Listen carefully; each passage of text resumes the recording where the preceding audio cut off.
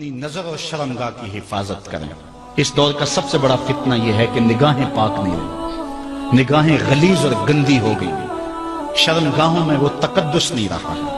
حضور علیہ السلام نے ارشاد فرمایا، من زنا زنیا بہی ولو بہی تانے دارے ہیں، جس شخص نے زنا کیا یہ عمل اس کے گھر بھی لوٹے گا، اگرچہ اونچی اونچی دیواریں کیوں نہیں کر دیتے۔ یہ مکافات عمل ہے۔ گندم از گندم بروید جو ز جو، از مکافات عمل غافل مشو۔ گندم بو گے تو گندم کاٹو گے، جو بو گے تو جو کاٹو گے۔ نظر کو تقدس دو، نظر کو پاکیزگی دو۔ حضرت لقمان حکیم کہتے ہیں کہ میں کئی نبیوں سے ملا ہوں، کئی نبیوں سے ملاقات کی ہے، اور میں ان سے دو دو چار چار باتیں جمع کی ہیں، اور ان ساری باتوں کو میں نے جمع کر کے 100 باتیں جمع کی ہیں، اور ان کا پھر میں نے خلاصہ تیار کیا ہے۔ ان میں 8 باتیں الگ کی ہیں۔ ان 8 باتوں میں ایک بات یہ ہے، جب کسی کے گھر جاؤ تو نظر کو حفاظت میں رکھو۔ جس شخص کے مہمان بنو، جس کے گھر جاؤ، تمہاری نظر نہ بھٹکنے پائے۔ نظر اگر غیر محرم کو شہوت سے دیکھتی ہے، حدیث میں آتا ہے کل قیامت کے دن جہنم کی آگ سے بھر دی جائے گی، وہ سخت رسوا ہوگا۔ آج میڈیا کی آوارگی اور انٹرنیٹ پہ جو کچھ ہو رہا ہے، ٹیلی ویژن اور سینما جو بدتمیزی پھیلا رہے ہیں، اور موبائل پیکج جس طرح بے حیائی کو فروغ ہو رہا ہے، ہم اس کے خلاف پوری قوت کے ساتھ بند باندھیں۔ اپنی اولادوں کے ہاتھوں سے ناول چھین لو، ان کے ہاتھوں سے جو ہے وہ فلمیں چھین لو، ان کی خلوتوں پہ نظر رکھو اور ان کی حفاظت کرو۔ جس شخص کی نظر پاک نہیں ہے، اس کے من میں طہارت نہیں آ سکتی ہے۔ دل پاک نہیں ہے، اس کو جو ہے وہ باطن کا نور نصیب نہیں ہو سکتا۔ وائے قوم کشتہ تدبیر غیر، کار او تخریب خود تعمیر غیر۔ از حیا بیگانہ پیرانے کہن، نوجوانہ چوں زنا مشغول تن۔ کتنی حکمت والی بات کہی اقبال نے۔ وہ اپنے دور کا دکھڑا سناتا ہے، جس دور سے ہم گزر رہے ہیں اب تو عجیب حال ہو گئے۔ اقبال کہتا ہے یہ جو میرا دور ہے، جوان تو جوان رہے، بوڑھوں کی نظروں میں حیا نہیں رہا۔ از حیا بیگانہ پیرانے کہن، بوڑھے لوگوں کی آنکھوں میں بھی اقبال کہتا ہے حیا نہیں رہا۔ نوجوانہ چوں زنا مشغول تن، اور نوجوان عورتوں کی طرح اپنے تن کے ساتھ لگے ہوئے ہیں، اپنے تن کو سنوارنے میں ہر وقت کنگھی پٹی میں لگے ہوئے ہیں۔ یہ مردوں کا کام نہیں ہوتا، یہ دلیروں اور بہادروں کا کام نہیں ہوتا، یہ عورتوں کے وظیفے ہیں۔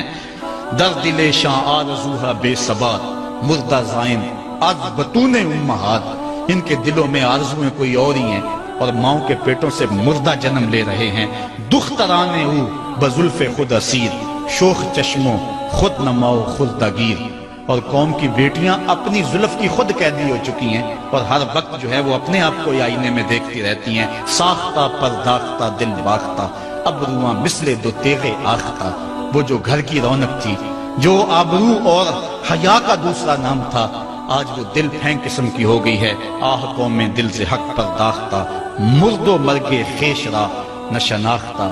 اقبال کہتا ہے ہائے قوم کہ جو مر گئی اور اسے ابھی تک پتہ ہی نہیں چلا کہ میں مر چکی ہوں، اور جینے کا سامان نہیں کرتی۔ حضور نے فرمایا ہر دین کی کوئی پہچان ہوتی ہے، میرے دین کی پہچان حیا ہے۔ اگر حیا نہیں ہے تو دین ہی نہیں۔ ہم نے جس دور میں اپنے ماں باپ سے دین سیکھا تو اس وقت اتنے فرقے بھی نہیں تھے، نہ بات بات پہ شرک کے فتوے لگتے تھے، اور نہ ہی لوگ دین کو کاروبار بنائے ہوئے تھے۔ اس وقت کوئی کھڑا ہو کے نعت بھی پڑھتا تھا تو اس کی آنکھیں بند ہوتی تھیں، اور تصور مدینے کی گلیوں کا طواف کر رہا ہوتا تھا۔ اور اگر کوئی پیر طریقت تھا تو اس کا مقصد مخلوق کو اللہ تک پہنچانا تھا، لوگوں کا دل اپنی جانب موڑ کے مائل کر کے اپنی جیب گرم کرنا مقصد نہیں تھا۔ اس وقت عالم دین لوگوں کی عقیدتوں کو سمیٹ کر کے، گھیر کر کے، اپنی عقیدت کے دائرے میں ڈال کر کے ان سے سطحی مفاد حاصل کرنے کا دھندا نہیں کرتے تھے۔ اس وقت عالم دین بندے کو گناہ سے نکال کر کے اللہ کی دہلیز پہ سجدہ ریز کرنے کا کام کرتے تھے۔ اور آج ہم دیکھتے ہیں کہ فرقہ پرستوں نے اسلام کو توڑ کے رکھ دیا، اور جو لوگ بیچارے اللہ کے حضور سجدہ ریز ہوتے ہیں، ان پر شرک کے اور بدعت کے فتوے لگا کر کے ان کو اسلام سے بدزن کرنے کی کوشش کی، اور نعت خانیاں ایک بہت بڑا کاروبار بن گیا، اور پیری مریدی ایک بہت بڑا دھندا بن گیا، تو اس دور کے اندر اپنی اولاد کو سنبھالنا، وہ طرح طرح کے سوال کرتی ہے، پوچھتی ہے، تو پھر ان کو دین پر مطمئن رکھنا اتنا آسان کام نہیں ہے۔ ہمارے والدین نے ہماری تربیت کی تو ان کے لیے قدرے آسان تھا، لیکن ہمارے لیے اپنی اولاد کو سنبھالنا اور دین کی راہ پر ڈالنا قدرے مشکل ہے۔ لیکن ہمارے والدین نے جو آسان کام کیا تھا اس کے لیے بھی بڑی محنت کی تھی، اور ہم اپنی اولاد کے لیے کیا اتنی محنت کر رہے ہیں جتنی محنت ہمارے والدین نے ہمارے اوپر کی تھی۔ تو اگر ہم نہیں کر رہے تو پھر ہماری اگلی اولادیں یا ان کی اگلی نسلیں پھر کن ہاتھوں میں ہوں گی؟ تو اس لیے ہمیں خاص طور پہ سوچنا چاہیے۔ میں نے قرآن مجید کی جو آیت کریمہ پڑھی ہے اس میں ارشاد فرمایا، اپنے آپ کو اور اپنی اولاد کو دوزخ کی آگ سے بچا لو جس کا ایندھن انسان اور پتھر ہے۔ تو مجھے اور آپ کو اپنی اولاد کی حفاظت کرنی چاہیے۔